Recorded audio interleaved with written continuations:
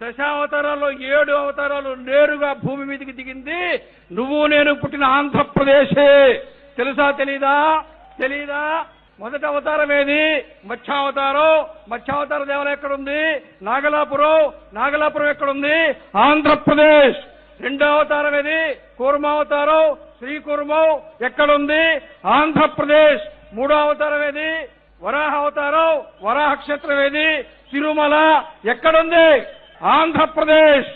వరాహ అవతారం తర్వాత నరసింహావతారం ఎక్కడుంది? మహానంది ఎక్కడుంది? ఆంధ్రప్రదేశ్. వామనావతారం దేవాలయం ఎక్కడుందో తెలుసా? పరుచూరు మండలంలో ప్రకాశం జిల్లాలో చెరుకూరు గ్రామంలో త్రివిక్రమ వామన స్వామివారి దేవాలయం ప్రకాశం జిల్లాలో ఉంది. వామన స్వామి అవతారం దేవాలయం ఎక్కడుంది?